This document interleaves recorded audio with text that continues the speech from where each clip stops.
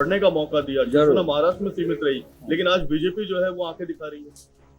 हाँ हाँ, बाबरी के बाद अगर शिवसेना उत्तर हिंदुस्तान में एक लहर हमारी थी, बाला साहब ठाकरे जी की, शिवसेना की, उस वक्त अगर हम उत्तर प्रदेश, बिहार, हरियाणा और पंजाब तक, कश्मीर, जम्मू तक अगर चुनाव लड़ते तो जैसे कल उद्धव जी ने कहा कि देश में हमारा प्रधानमंत्री होगा, लेकिन हमने ये सब कुछ बीजेपी के लिए छोड़ दिया कि ठीक है आप देश में बढ़ जाइए, हम महाराष्ट्र में काम करेंगे। ये हमारी एक बड़प्पन थी बाला साहब ठाकरे की, एक बड़ा मन था बाला साहब ठाकरे जी का, और रियल हिंदू हृदय सम्राट थे।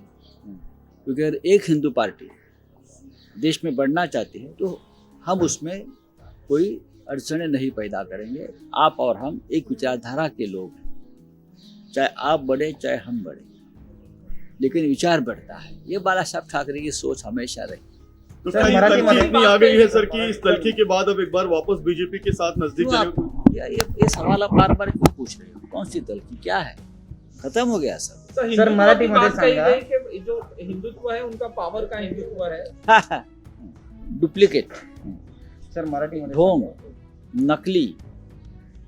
कल उद्धव ठाकरे जी ने यही कहा, जब सत्ता चाहिए तो सब ये हिंदू है, वो हिंदू है, वो हिंदू है, तो हिंदू पाकिस्तान होता है, हिंदू मुसलमान होता है, सत्ता के लिए सब कुछ होता है। लेकिन जब काम हो जाता है तो उसको फेंक दिया जाता है। जब उनकी आवश्यकता खत्म हो जाती है राजनीति, तो उनको दूर किया जाता है। ये उनकी नीति है, ये उनका धर्म है। गोवा में भी यही कर रही है बीजेपी, लक्ष्मीकांत पार्सेकर हो या आपने देखा होगा पर्रिकर का क्या होगा, आपने देखा होगा लक्ष्मीकांत पार्सेकर का क्या होगा, आपने देखा होगा महाराष्ट्र में एकनाथ खड़से जी का क्या होगा, आप देख रहे हो महाराष्ट्र में मुंडे परिवार के बारे में क्या हो रहा है, पूरे देश में होता है। आपने देखा होगा रामविलास पासवान जी के परिवार का क्या हो गया, है ना? तो इसके बारे में आप पहले से कह रहे थे कि हम गठबंधन नहीं करेंगे बीजेपी के साथ, शुरुआत आपने की थी, सबका हाल अलग हुआ, लेकिन शिवसेना अलग। हमको हमारी ताकत मालूम है, हमारा विश्वास, हमारा आत्मविश्वास से हमको आगे लेकर जाना है। में कोई गठबंधन की बात नहीं है, दूर दूर तक। सर उद्धव ठाकरे यांनी काल महाराष्ट्राला संबोधित केलं, तिखट प्रतिक्रिया दिलेली आहे, तुमची प्रतिक्रिया त्यावर काय? आता माननीय पक्षप्रमुख आणि राज्याचे मुख्यमंत्री उद्धव ठाकरे यांचं कालचं भाषण आपण पाहिलं असेल। उद्धव ठाकरेंना बोलताना पाहूनच विरोधकांची झोप उडाली असेल। काल सकाळपर्यंत सांगत होते की उद्धव ठाकरेंना बोलता येत नाही, उद्धव ठाकरेंना चालता येत नाही। आता उद्धव ठाकरे कुठे काम करतात?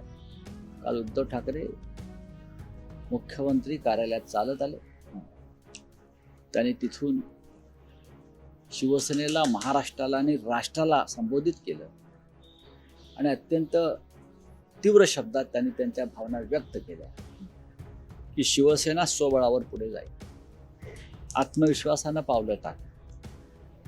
निवडणुकातली हार जीत शिवसेनेला कधी खचवत नाही। 25 वर्ष भारतीय जनता पक्षाबरोबर युतीमध्ये आम्ही कसे सडलो, या भूमिकेचा त्याने पुनरुच्चार केलेला आहे। हे किती तीव्र भावना त्यांनी व्यक्त केल्या। आणि हिंदुत्वाच्या बाबतीमध्ये त्यांनी हल्ला केला की भारतीय जनता पक्षाचं हिंदुत्व हे ढोंगी, नकली आणि फसवा आहे, फक्त सत्तेपुरतं आहे, वापरा आणि फेका या पद्धतीचं आहे, हे त्यांनी काल परखडपणे सांगितलेलं आहे। मला असं वाटतं शिवसेना पक्षप्रमुखांनी देशात एक स्पष्ट संदेश दिलेला आहे की शिवसेनेची पावलं दिल्लीच्या दिशेने पडतात।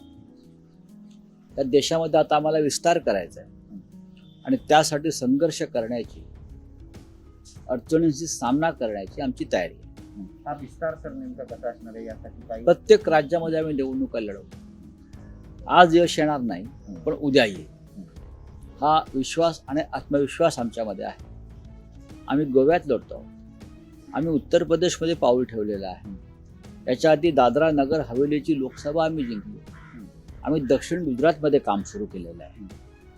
तर सगळ्यात महत्त्वाचं म्हणजे त्यांनी असं पण म्हटलेलं आहे कुठेतरी देवेंद्र फडणवीस आणि अमित शहा यांच्यावर निशाणा साधलेला आहे. ईडी आणि सीबीआय बाजूला ठेवून जर लढायचं असेल तर आमना सामना कसं असतं की अंगावरती वर्दी असेल पोलिसाच्या, बरं का, तर तो कोणाच्या अंगावर जातो, बेकायदेशीरपणे कामं करतो. अनेकदा असं आपण सिनेमात ही डायलॉग बघितलं असतं, वरती निकाल कर मेरे गली में आ, बरं का. तशी ही ईडी सीबीआय इन्कम टॅक्स हे जे काय आहे ही त्यांची चिलखत आहे. ही चिलखतं घालून ते राजकीय शत्रूंशी लढत असतात. हिंमत असेल तरी चिलखतं काढून मैदानात या. नाही मातीत गाडलं, नाही लोळलं तर शिवसेना आपलं नाव सांगा, अशा प्रकारची भूमिका काल उद्धव ठाकरे यांनी सांगितली आणि आम्ही सगळे त्या भूमिकेशी ठाम आणि सहमत आहोत. आणि आपण माहीत आम्ही सगळेच लढतोय, आम्ही तुम्हाला घाबरत नाही. या अंगावर काय करणार आहात तुम्ही, काय करणार आहात? एकतर खोट्या प्रकरणात तुरुंगात टाकाल, हे तुमचं IT फायटी सेल आहे, त्याचा गैरवापर करून बदनामीची मोहीम चालवा, किंवा हरिंद पंड्याप्रमाणे आम्हाला गोळी मारा. दुसरं तुम्ही काय करू शकता, पण तुम्ही शिवसेनेला खतम नाही करू शकत. हा डाव तुमच्यावरती उलटेल आणि तुम्ही संपाल. Sir, why I killed Gandhi? नाही मला माहिती. Why I killed Gandhi वाला